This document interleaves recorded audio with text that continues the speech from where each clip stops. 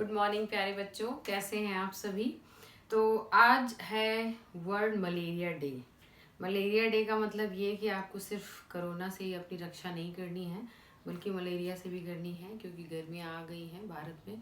तो आपको मच्छरों से भी खुद को बचाना है, अपने स्वास्थ्य का ध्यान रखना है। एनीवेज, आज हम स्टार्ट कर रहे हैं अपना 12th का सेकेंड चैप्टर, यानी कि वैद्युत फ्लक्स और गॉस की थ्योरम या गॉस की प्रमेय। बच्चों, एक चीज़ है कि ये चैप्टर बहुत ही ज़्यादा इम्पोर्टेंट है एग्जाम्स में, और जो आपके कॉम्पिटिटिव एग्जाम्स होते हैं सब में से रिलेटेड क्वेश्चंस आते हैं, और थोड़ा सा टफ ये देखने में लगता है, एक्चुअल में नहीं है। और कुछ बेसिक्स हैं, हम सीधे वैद्युत फ्लक्स में जंप करने से पहले या गॉस थ्योरम को स्टडी करने से पहले कुछ बेसिक्स सीख लेंगे। कैसे? जैसे आपको अगर मल्टीप्लिकेशन सिखाते हैं तो उससे पहले आपको टेबल्स आनी चाहिए, और आपको अगर डिवीजन या मल्टीप्लिकेशन सीखना है तो आपको एडिशन और सब्ट्रैक्शन ऑलरेडी आना चाहिए, राइट। उसी तरीके से कुछ बेसिक्स हैं जो हम 8th में पढ़ चुके हैं छोटी क्लासेस में, हम उन्हें रिपीट करेंगे ताकि आप बेसिक्स में कहीं प्रॉब्लम ना रह जाए। भौतिक विज्ञान की एक बहुत अच्छी खासियत है कि यदि भौतिक विज्ञान आपको क्लियर समझ आ रही है तो बहुत ही इंटरेस्टिंग है और बहुत ही आसान है। तो चलिए, हम इलेक्ट्रिक फ्लक्स को पढ़ने से पहले क्या स्टडी करेंगे? एरिया। एरिया यानी क्षेत्रफल।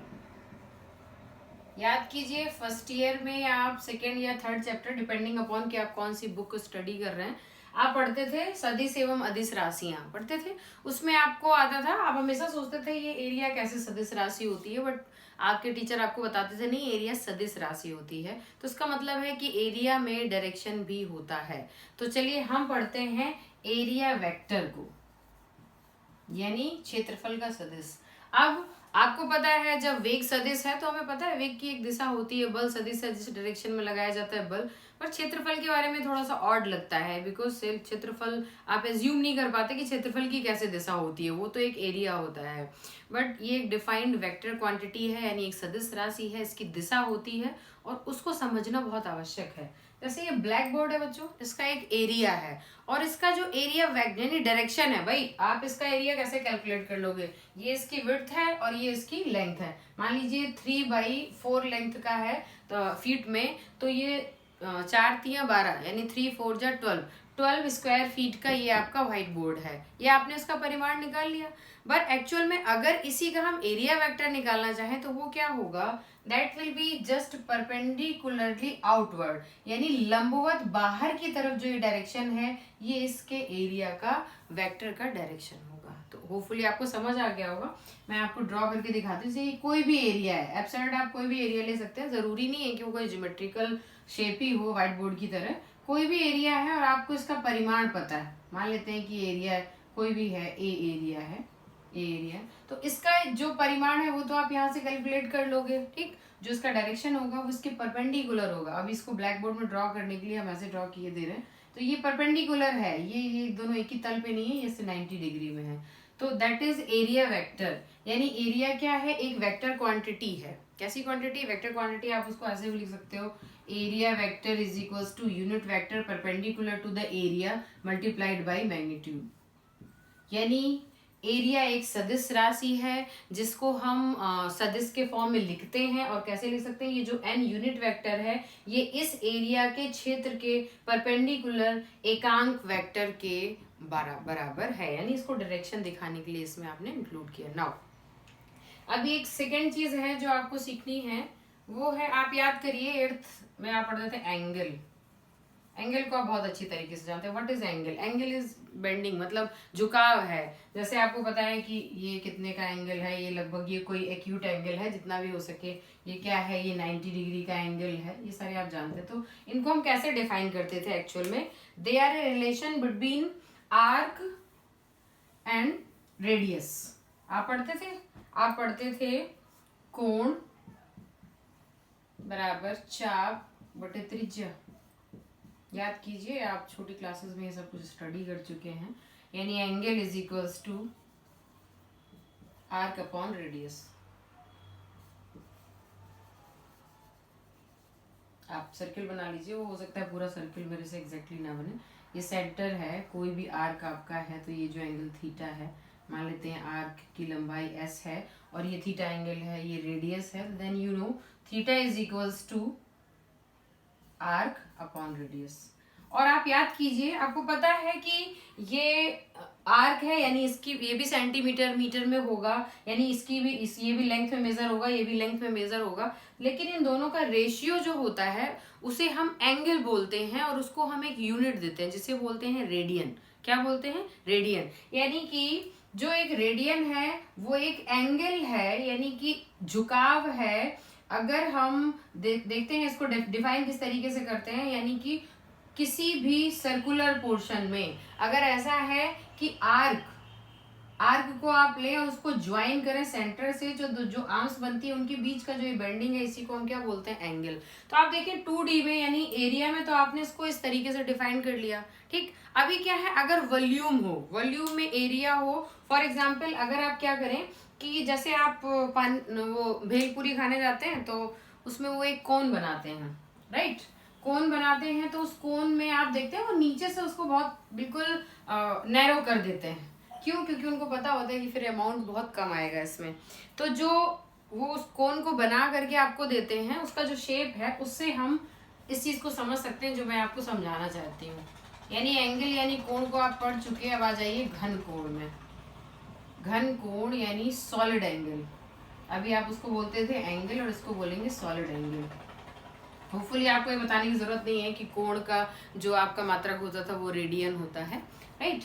तो अभी आप ये देखिए, मान लेते हैं कि कोनिकल शेप है, या वैसे समझिए आपका ये भेलपूरी का कोन है, या आप आइसक्रीम कोन भी इसको समझ सकते हैं। ये एक एरिया है, इसका कुछ एरिया है, ये आर डिस्टेंस है फ्रॉम दिस पॉइंट। अभी आपको पता है कि ये 2D में हम इसे ड्रॉ कर रहे हैं, लेकिन एक्चुअल में ये क्या है, ये एक पोर्शन है, ये सबटेंड हो रहा है। यानी इस एरिया द्वारा जो अगर आप ये एरिया बढ़ाएंगे तो नीचे का ये चीज चेंज होगा, बड़ा होगा। आप एरिया कम करेंगे, ये कम होगा। यानी कि कोई रिलेशनशिप है इस एरिया में और ये जो मतलब बेंडिंग सबटेंड हो रही है इस पॉइंट पे, इसी को हम बोलते हैं सॉलिड एंगल। क्या बोलते हैं? Solid angle. जैसे आर्क से सबटेंड होता है सेंटर पे एक एंगल, उसी तरीके से एरिया से सबटेंड होता है एक सॉलिड एंगल, इसी को हम बोलते हैं सॉलिड एंगल और इसका सिंबल होता है ओमेगा, राइट। तो हम मान लेते हैं कि छोटा सा एरिया है, क्योंकि टोटल एरिया नहीं है, तो डिफरेंशियल के लिए हम इसको मान लेते हैं डी फॉर स्मॉल, डिफरेंशियल। तो यहाँ पे मान लेते हैं जो एंगल हुआ वो डी ओमेगा हो गया। तो डी ओमेगा और डी ए में एक रिलेशन होता है, बिल्कुल वैसे ही जैसे एंगल इज इक्वल्स टू होता है आर्क अपॉन रेडियस, उसी तरीके से ये जो आपका डिफरेंशियल एंगल होता है इसमें एक रिलेशनशिप होता है एरिया, यानी जो भी आपने छोटा सा एरिया लिया जिसकी वजह से ये सॉलिड एंगल सबटेंड हो रहा है, अपॉन रेडियस स्क्वायर। आप एक चीज और ध्यान रखिए, अगर आप इसमें भूल कर दें या आपसे गलती हो जाए, एरिया का यूनिट क्या होता है? Metre square. तो जो आपका स्टेरेडियन, इसका यूनिट होता है स्टेरेडियन। स्टेरेडियन या steradian.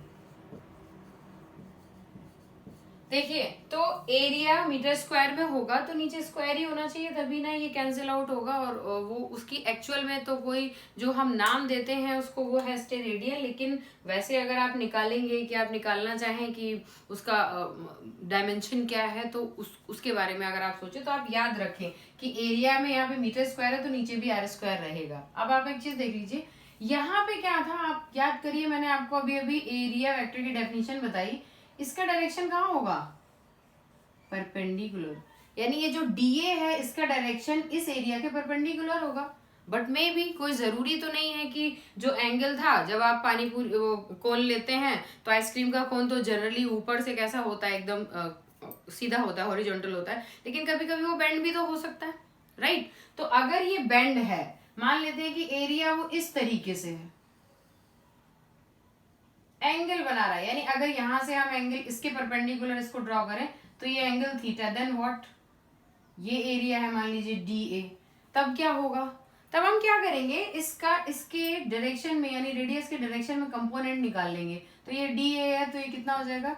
D A cos theta, right. और अगर थीटा कुछ भी नहीं है, परपेंडिकुलर है, तो हम सीधे सीधे क्या रख देंगे, theta is equals to 0, cos 0 is equals to 1, that is सीधे रख देंगे। तो आप इसका जो जनरल फॉर्मूला है वो हो जाएगा D omega is equals to D A cos theta upon R square. एक चीज आपको हमेशा याद रखनी है कि जो एरिया वेक्टर होता है उसका डायरेक्शन एरिया जो है उसके जस्ट परपेंडिकुलर होता है ना। अब आप ये दो बेसिक चीजें समझ चुके हैं, तो हम आ जाते हैं अपनी फर्स्ट न्यू क्वांटिटी पे, जिसका नाम है electric flux. Very very important and very interesting also. अब आप याद करिए कि हम इलेक्ट्रिक फील्ड को जब फर्स्ट चैप्टर में स्टडी कर रहे थे तो दो तीन चीजें मैंने आपको बताई थी कि हम इलेक्ट्रिक फील्ड की इंटेंसिटी को कैसे मेजर करते हैं।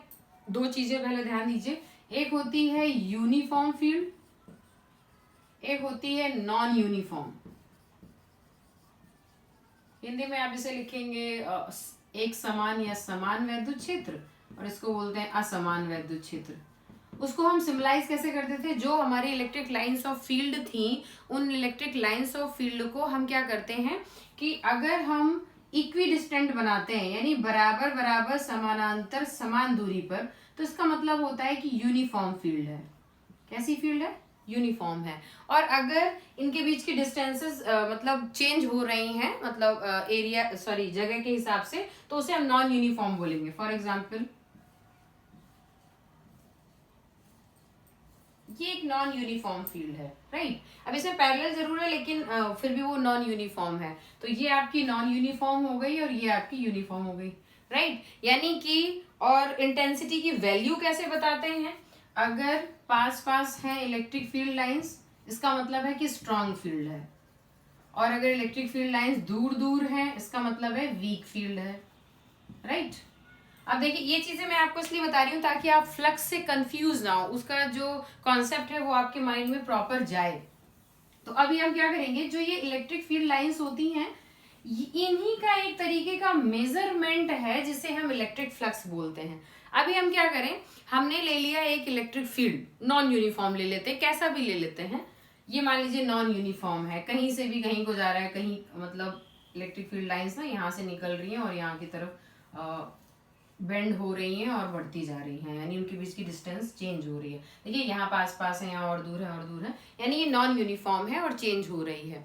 तो अब हम क्या करेंगे, इलेक्ट्रिक फील्ड लाइंस बनाई है। ऑब्वियसली आपको पता है कि यहाँ पे कहीं पॉजिटिव चार्ज है और कहीं वहां जाके निगेटिव है। हाउ डू यू नो, क्योंकि जो डायरेक्शन होता है इलेक्ट्रिक फील्ड लाइंस हमेशा जनरेट होती है पॉजिटिव से और एंड होती है कहाँ पर, निगेटिव चार्ज पे, राइट। तो अभी हम क्या करें, अगर हम एक एरिया लें या एक आप एक काल्पनिक मतलब आपको जिस तरीके से इलेक्ट्रिक फील्ड लाइंस भी कैसी होती हैं, सूडो होती, मतलब इनमें ये होती नहीं है, हम इन्हें एज्यूम करते हैं to define the electric field. बिल्कुल उसी तरीके से अगर हम एक एरिया एज्यूम कर लें, मान लीजिए ये एरिया हमने एज्यूम किया,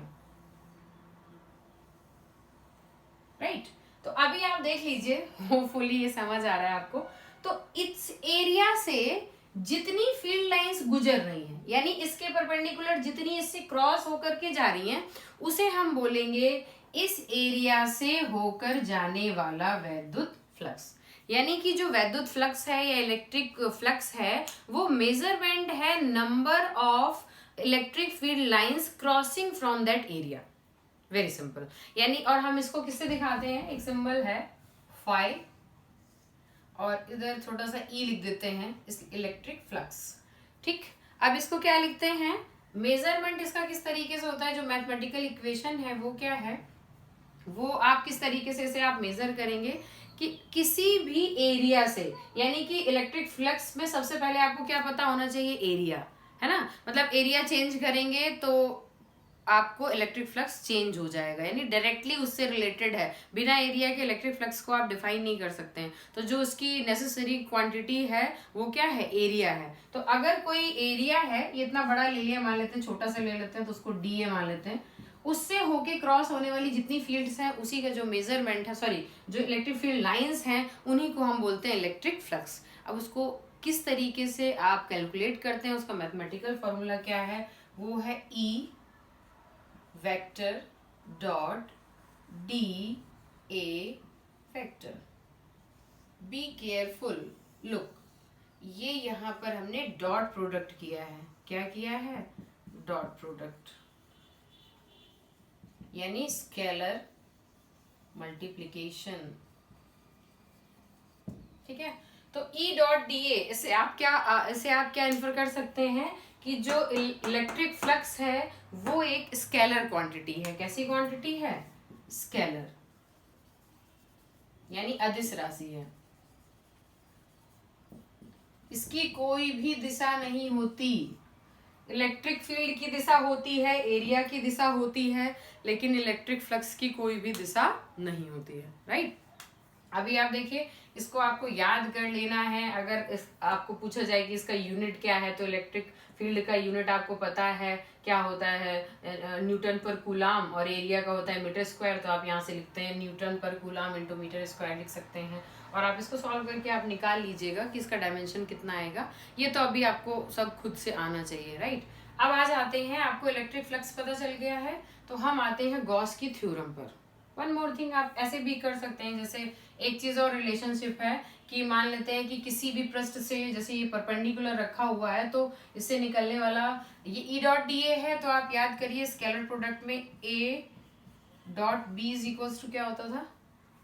ए का मैग्नीट्यूड इंटू बी का मैग्नीट्यूड इंटू कॉस थीटा, जहाँ थीटा क्या होता था? ए और बी के बीच का एंगल। यानी कि हम इसे अगर आप लिख सकते हैं ई, तो इसे आप ऐसे भी लिख सकते हैं, ई डॉट नहीं लगाएंगे अब, डी ए कॉस थीटा, जहाँ पे क्या है? थीटा क्या है? Angle between electric field and area vector. आपका जो थीटा एंगल है वो इलेक्ट्रिक फील्ड और एरिया वेक्टर के बीच का एंगल है। नाउ कब इलेक्ट्रिक फ्लक्स मैक्सिमम होगा, कब मिनिमम होगा, तो आप रख के देख लीजिए। थीटा इज इक्वल्स टू 0 रखिए, यानी थीटा को 0 रखेंगे तो फाई कितना हो जाएगा? कॉस 0 1, यानी ई इंटू ए। राइट, टोटल एरिया को ए रखते हैं, डी ए जो भी आप रखना चाहें, टोटल एरिया, तो ये मैक्सिमम होगा। अब ये कब मैक्सिमम होगा? ध्यान दीजिए, थीटा 0 है, लेकिन इसको क्या बोलेंगे कि फ्लक्स परपेंडिकुलर होगा, क्योंकि एरिया खुद अपने एरिया के परपेंडिकुलर होता है, एरिया वेक्टर एरिया के परपेंडिकुलर होता है। यानी इलेक्ट्रिक फ्लक्स तब मैक्सिमम होगा जबकि इलेक्ट्रिक फील्ड लाइंस परपेंडिकुलर होंगी उस एरिया के जिस एरिया में हमें इलेक्ट्रिक फ्लक्स कैलकुलेट करना है। और अगर इसका उल्टा हो, पैरेलल हो, तो थीटा इज इक्वल, सॉरी, अगर 90 डिग्री हो, थीटा 90 डिग्री, कॉस 90 0, यानी कोई भी फ्लक्स नहीं होगा। अगर हम इसको ऐसे करके बेंड कर दें 90 डिग्री पे, ऑब्वियसली जब आप 90 डिग्री पे बेंड कर दोगे तो इससे होकर, यानी इसको क्रॉस करके कोई भी इलेक्ट्रिक फील्ड लाइन नहीं जाएगी, तो इसका ये मतलब हुआ कि वहां पे electric number of field line 0, यानी फ्लक्स 0। होपफुली आपको इलेक्ट्रिक फ्लक्स समझ में आ गया है। तो once again, electric flux is the measurement of number of lines crossing through the area, यानी कि इलेक्ट्रिक फ्लक्स उन वैद्युत बल रेखाओं का मापन है जो किसी दिए हुए एरिया से परपेंडिकुलरली क्या हो रही है? क्रॉस हो रही है। राइट, तो आप इनके फॉर्मूला लर्न कर लीजिए। Phi is equals to E dot D A, या मैग्नीट्यूड में या इसके स्केलर फॉर्म में phi is equals to E D A cos theta, जहाँ थीटा क्या है? Angle between the electric field and the area vector of the area. Now अब हम आते हैं मेन अपनी गॉस थ्योरम की तरफ। अभी एक चीज ध्यान दीजिए कि फर्स्ट चैप्टर में आपने पढ़ा कूलम्स लॉ। कूलम्स लॉ की कुछ लिमिटेशंस हैं बच्चों। Coulomb's law can not be applied for continuous charge distribution. आपने लास्ट चैप्टर में मैंने आपको बताया है, अगर आपको नहीं पता है तो आप नीचे डिस्क्रिप्शन बॉक्स में जाकर के वीडियो देखिए फर्स्ट चैप्टर के, उसमें आप देखेंगे मैंने आपको कॉन्टिन्यूअस चार्ज डिस्ट्रीब्यूशन बताया था, सरफेस के लिए, लाइन के लिए और वॉल्यूम के लिए। तो वहां पर हम कूलम्स लॉ नहीं अप्लाई कर सकते हैं, लेकिन जो ये गॉस थ्योरम है ये कॉन्टिन्यूअस चार्ज डिस्ट्रीब्यूशन के लिए भी सही है, या उसे हम अप्लाई कर सकते हैं, इसलिए हम इसको स्टडी करते हैं। Now what is it? एक स्टेटमेंट है जो बताया गया है कि सबसे पहले हमें पता होना चाहिए गॉसियन पृष्ठ। गॉसियन पृष्ठ किसको बोलते हैं? ये फिर से एक काल्पनिक वक्र है जिसे हम मान लेते हैं। ठीक, यानी कि कहीं भी चार्ज रखा हुआ है, ये चार्ज रखा है, अब जरूरी नहीं है कि पॉइंट चार्ज ही हो, हमने ले लिया है, और इसके चारों ओर अगर हम इसको मैं पॉइंट चार्ज नहीं रखती हूँ ताकि आप कंफ्यूज ना हो। मान लेते हैं कि ये वायर है, कुछ भी लेंथ है इसकी L, और इस पे क्या है? लैम्डा का आपको चार्ज डेंसिटी दिया, यानी पर यूनिट लेंथ में लैम्डा कूलम का चार्ज है। अभी आपको इस पॉइंट पे मैंने बोला है कि इलेक्ट्रिक फील्ड फाइंड करिए आप, यानी ये डिस्टेंस मान लेते हैं ए है, यानी कि ये वायर है, इस पे चार्ज है, इससे ए डिस्टेंस पे एक पॉइंट है। आपको बताना है कि इस चार्ज्ड वायर की वजह से, जिस पर टोटल चार्ज क्यू है जो है लैम्डा एल, उसकी वजह से इस पॉइंट पे कितनी फील्ड जनरेट होगी। अभी देखिए आपको पता है, अगर हम इसको पॉइंट पॉइंट वाइज कर ले, एक पॉइंट ये ऐसे ऐसे ऐसे ऐसे सब सारी मतलब डिस्टेंसेस कैलकुलेट करें और फिर उसका क्या कर दें, उसको सुपरपोजिशन लॉ से ऐड कर दें, तो भी हम निकाल लेंगे यहाँ पे फील्ड। लेकिन एक बेटर तरीका है गॉस थ्योरम से। कैसे? हम क्या करेंगे, हम एक ऐसा कर्व एज्यूम करेंगे जो इस पूरे वायर को क्या कर ले, सराउंड कर ले, ये वायर उसके अंदर आता हो पूरा पूरा, यानी चार्ज उसके अंदर आ जाए और ये पॉइंट उस सरफेस पे लाई करता हो। यानी हमें एक ऐसा काल्पनिक पृष्ठ मानना है जिसपे ये बिंदु स्थित हो और ये पूरा वायर यानी ये पूरा चार्ज उस एरिया के अंदर आ जाए। तो ऑब्वियसली आपको समझ आ रहा होगा कि एक वो ले लो बेलन सिलेंडर, एक सिलेंडर उठाया, उसको इस तरीके से रख दिया और सिलेंडर की रेडियस कितनी होनी चाहिए, ए होनी चाहिए। तो हमने ये एक सिलेंडर एज्यूम कर लिया, ये देखिए एक सिलेंडर है, ये उसका रेडियस ए है, एक सिलेंडर है, ठीक है।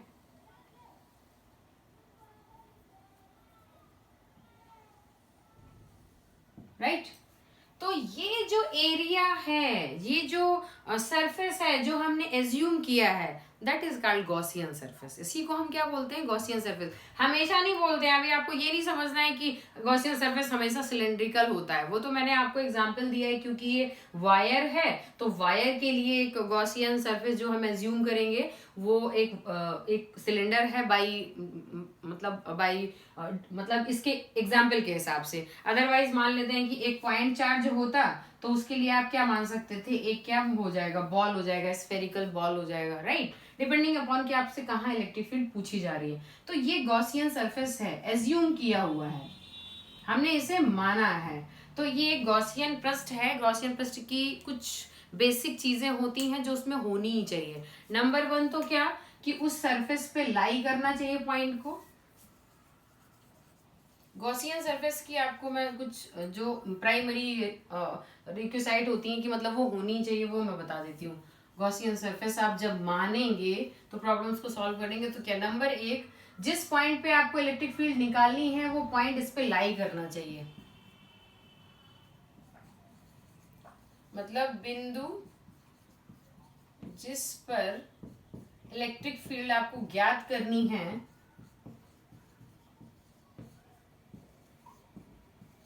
वह गॉसियन सरफेस पे लाई करता हो, गॉसियन पृष्ठ पर स्थित हो। ये तो एक सबसे पहली आपकी प्राइमरी रिक्वायरमेंट है। दूसरी रिक्वायरमेंट क्या है कि जो चार्ज है, जो चार्ज डिस्ट्रीब्यूशन है, वो सारा कवर हो जाना चाहिए उस गॉसियन सरफेस से, यानी कि संपूर्ण आवेश गॉसियन पृष्ठ के अंदर होना चाहिए।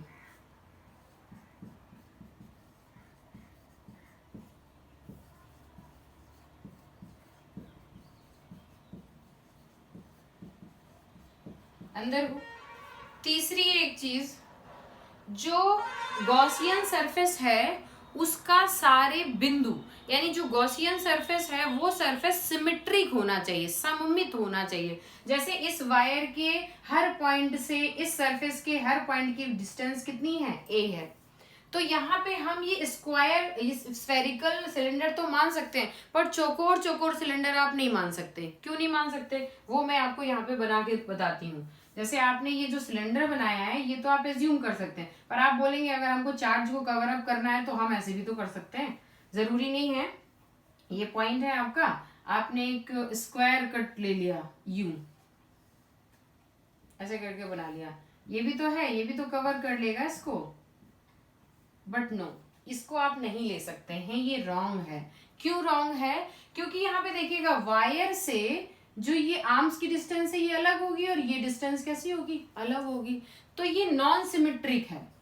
कैसा है, नॉन सिमेट्रिक, यानी असममित, यानी ये गॉसियन सरफेस नहीं है, राइट। तो हमें क्या करना है, तीसरी कंडीशन ये है कि गॉसियन सरफेस जो आवेश का वितरण है उससे सममित होना चाहिए, यानी सममित होना चाहिए, यानी उसका जो डिस्टेंस है डिस्ट्रीब्यूशन से वो कैसा होना चाहिए, सेम होना चाहिए। तो हम ये जो पृष्ठ एज्यूम करते हैं किसी चार्ज के चारों तरफ, इसी को बच्चों हम बोलते हैं गॉसियन सरफेस। और ये 3 कंडीशंस हैं, जिन 3 कंडीशंस को हम याद में रख के या ध्यान में रख के ही गॉसियन सरफेस को एज्यूम करते हैं। नाउ अब इस गॉसियन सरफेस का फायदा क्या है, ये तो हम सॉल्व करने के लिए एज्यूम करते हैं। अब हम आते हैं गॉसियन थ्योरम पर, गॉस थ्योरम पे। गॉस थ्योरम क्या कहती है कि अगर हम कोई चार्ज डिस्ट्रीब्यूशन हो, उस चार्ज डिस्ट्रीब्यूशन के चारों तरफ एक पृष्ठ माने और उससे निकलने वाला पृष्ठ इलेक्ट्रिक फ्लक्स कैलकुलेट करें। फ्लक्स आप जान चुके हैं, फ्लक्स का डायरेक्ट रिलेशन किससे है, एरिया से।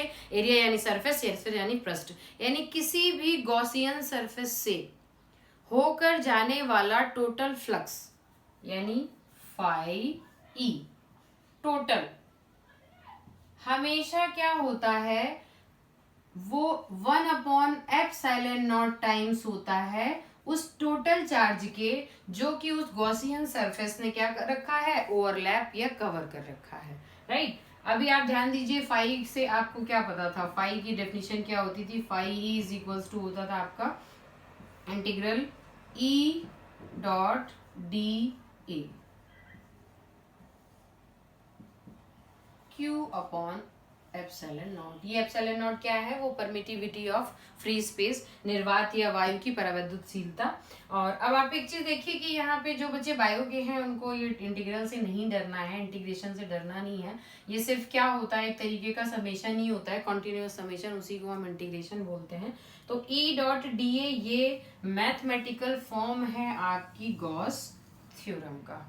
रटना नहीं है, डरना नहीं है, ये तो सिंपल डेफिनेशन है हमारे इलेक्ट्रिक फ्लक्स की, यानी किसी एरिया ए से जो कि इलेक्ट्रिक फील्ड ई में रखा हुआ है, गुजरने वाले टोटल फ्लक्स का जो डेफिनेशन होता है मैथमेटिकल, वो होता है integration E dot D A या E D A cos theta. यहाँ पे इंटीग्रेशन हमने लगाया है क्योंकि हम एरिया को पूरा कवर अप करना चाहते हैं। अगर ई हमारा कांस्टेंट है तो ई बाहर आ जाएगा, डिपेंडिंग। अभी आपको आगे जब एप्लीकेशंस ऑफ गॉस लॉ पढ़ेंगे तो आप उसमें देखेंगे कि हम किस तरीके से क्यों गॉसियन सरफेस को हमेशा सिमेट्रिक मानते हैं। तो now this is the mathematical form of Gauss theorem. आप किसी भी स्टैंडर्ड बुक से आप स्टडी कर सकते हैं कि गॉस थ्योरम क्या होती है। उसका स्टेटमेंट उतना इम्पोर्टेंट मुझे नहीं लगता है जितना कि ये इम्पोर्टेंट है मैथमेटिकल फॉर्म, क्योंकि हम गॉस थ्योरम को यूज करेंगे डिफरेंट चार्ज डिस्ट्रीब्यूशन की वजह से अलग अलग पॉइंट्स पे इलेक्ट्रिक फील्ड को कैलकुलेट करने के लिए। एक्चुअल में हम क्या सीखेंगे कि हम इस तरीके से गॉसियन सरफेसेस को एज्यूम करेंगे कि हम इस ई को इस इंटीग्रल के बाहर ला सकें। और इंटीग्रेशन में आप जानते हैं कि जो कांस्टेंट होता है यानी जो वेरिएबल नहीं होता है वो इस इंटीग्रेशन से बाहर कांस्टेंट की तरह आ जाता है, और फिर हम इंटीग्रेट करते हैं एरिया को, और हम गॉसियन सरफेस ही इस तरह से एज्यूम करेंगे कि हमें एरिया ऑलरेडी पता हो और हम उसको सॉल्व कर लेंगे। ठीक है, तो आज के लिए बस इतना ही, क्योंकि मुझे लग रहा है कि सारी चीजें नई नई ही हो गई हैं। कल हम इसको डिराइव करेंगे। हम डिराइव करेंगे दो चीजें आपको याद रहनी चाहिए। जो आपका सॉलिड एंगल है उसकी डेफिनेशन आपको याद होनी चाहिए, D omega is equals to D A cos theta upon R square. और ये आपको जो डेफिनेशन ऑफ इलेक्ट्रिक फ्लक्स होती है यानी ई डॉट डी ए, इन दो चीजों से हम इसको डिराइव भी करेंगे। ये इक्वेशन हम इसको डिराइव करेंगे, लेकिन हम ये कल करेंगे। तो आज बच्चों कल का जो ब्रेक हो गया, कल जो क्लास नहीं हो पाई, वो मैंने ब्रेक जानबूझ करके किया ताकि फर्स्ट चैप्टर के न्यूमेरिकल्स आप कर लें, और अगर आपको कोई ब्रेक की ज़रूरत पड़े। बट आई विल कंटिन्यू कि कल भी क्लास हो। हम कल संडे की तरह हॉलीडे की तरह नहीं लेंगे। तो मिलते हैं कल की क्लास में जब हम डिराइव करेंगे मैथमेटिकल फार्मूला और इसको हम प्रूव करेंगे गॉस थ्योरम को। आपका दिन शुभ हो।